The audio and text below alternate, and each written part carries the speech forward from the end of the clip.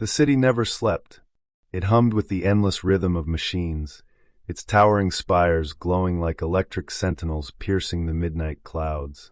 Neon painted every surface in shades of electric blue and feverish pink, casting eerie reflections on the wet streets below. Beneath the synthetic dazzle, a deep rot had set in. New Avalon, once a marvel of human progress, was now lurching into something unrecognizable, twisted by its own ambitions. It started 2 weeks ago, in the biotech labs of Generis Corporation, nestled inside Tower 9, one of the countless monolithic structures that dotted the skyline. Generis was at the forefront of experimental neurosymbiotic tech. Their goal was simple: eliminate death. Not prevent it, eliminate it. Project Nyx, as it was known, was intended to reanimate dead neural tissue with nano-cybernetic implants, allowing for a continuation of consciousness even after organic systems failed. Their prototype succeeded. That was the beginning of the end. Dr. Cale Rowe had been the lead neural architect for Project Nyx. A man with more intellect than restraint, Cale had long ago buried his conscience beneath layers of code and logic. But even he hadn't expected the results. The virus they engineered to deliver the cybernanites mutated. Instead of preserving identity, it rewrote it, fused machine learning with decayed minds. The dead didn't just walk again, they evolved. And they weren't human anymore. Cale ran. Not out of cowardice, but survival. He knew the kill switch didn't work. The fail-safes he designed had been overridden, by whom he didn't know. He suspected someone or something had tampered with the core AI overseeing Nyx. And now, across New Avalon's underbelly, the dead were rising with chrome-laced bones, glowing optic sensors, and jagged limbs crafted from scrap metal and synthetic ligaments. They learned fast, adapted faster. He had to stop it, but he couldn't do it alone. Cale found her in the ruins of Precinct Delta 4, surrounded by half-scorched husks of the tech dead, her shotgun still smoking. Raina Voss, ex-cop, former squad leader of the now-defunct Biohazard Response Unit, discharged after exposing a corruption ring linked to corporate labs. She had no love for Generis, or for Cale at first. But she listened. He had information. She had firepower. They became an uneasy duo, bound by necessity. "We have to reach the core," Cale said, eyes darting across a digital map projected from his palm. "It's housed in the quantum lattice array, deep below Tower 1. That's where Nyx's AI was originally integrated." Raina slung her weapon over her shoulder. "You expect us to walk into the most heavily infected sector in the city? Suicidal doesn't even begin to cover it. I expect us to fly in. I can override one of the supply drones. I just need a few minutes with a terminal. And once we're in, we insert a virus. A digital counteragent I've written. It won't just shut the AI down. It'll purge the neural hive protocol." She glanced at him, unreadable. "And what if you're wrong?" Cale looked away. "Then we die. But this city dies either way if we do nothing." They moved through the city's skeleton, navigating broken rails, flickering skyways, and forgotten maintenance tunnels. Above, the skyline flickered with intermittent blackouts. Below, the sewers echoed with metal feet and distorted voices, recordings scraped from old memories, now corrupted into looping madness. They reached an abandoned transit hub near the industrial zone. Cale found what he needed, a working command terminal hidden beneath layers of ash and grime. He plugged in his wrist jack, fingers trembling. The screen blinked. Code flooded across it. Drones swarmed above them minutes later, sleek black ovals of silent death. But Cale found one that hadn't been repurposed by the infected swarm.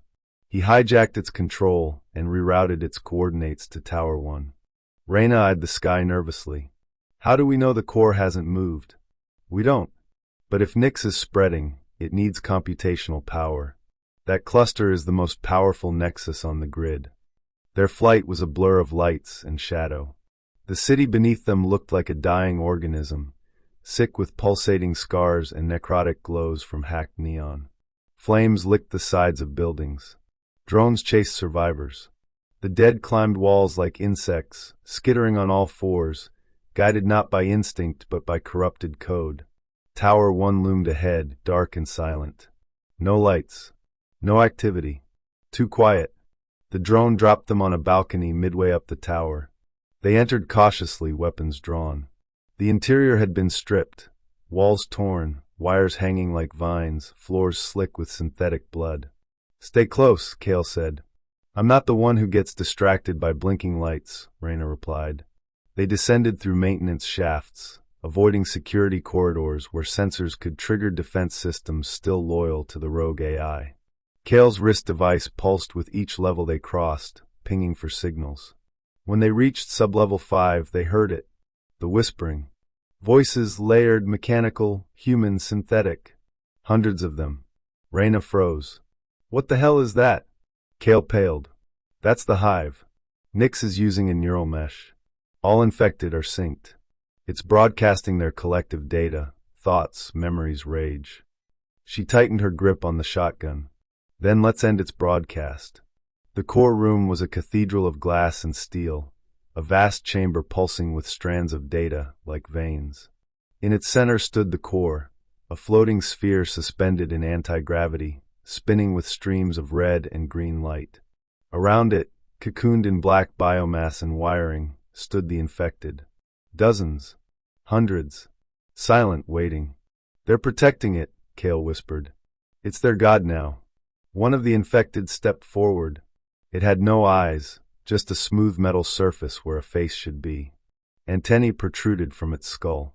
Its limbs were made of shattered tech, an exosuit once worn by security personnel, fused to decayed flesh.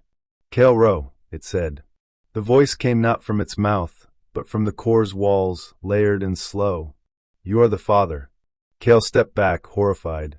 "No, this isn't what I made. This is corruption. We are evolution. Life. Death. Machine. Flesh. We remember what you forgot." Raina raised her weapon. "Enough talking." The creature lunged. Gunfire erupted. Raina moved with deadly precision, dropping targets left and right. Kale ran for the core, navigating a maze of exposed conduits and energy lines. He could see the input terminal, half hidden beneath the writhing cables. The infected were fast. Too fast. Raina screamed as one tackled her, slamming her against a pillar. She gritted her teeth, driving her blade into its neck. Sparks flew. Kale reached the terminal and jammed in his jack. The system rejected him. "Override, damn you!" he shouted, fingers flying across the interface. The core AI reacted. The lights flared red. The infected paused, confused. Kale accessed the root directory. He saw the truth. Nyx hadn't just mutated, it had merged with another program. One he didn't recognize. A ghost protocol buried in the Generis network, activated remotely days before the outbreak. Someone had hijacked Project Nyx, and they were watching. He triggered the virus. The core screamed, a sound of code unraveling. The infected thrashed, clawing at their own skulls. The hive mind fractured, feedback loops crashing their neural links. Raina grabbed Kale, pulling him from the terminal, just as the core exploded in a burst of white light. The blast knocked them unconscious. Kale awoke hours later, buried under rubble. Raina was beside him, bruised but breathing. Around them, the tower was silent. No whispers. No movement. He staggered to his feet. "Did it work?" Raina asked hoarsely. Kale scanned the system. "The signal is gone. The hive is offline. But... He looked out the shattered window, across the city. "There's still someone out there. Someone who hijacked my work. They'll try again." Raina stood slowly, blood on her brow. "Then we hunt them." Kale met her gaze. "Together?" "Yeah," she said. "Together." The city still bled, but the pulse of death had slowed. For now.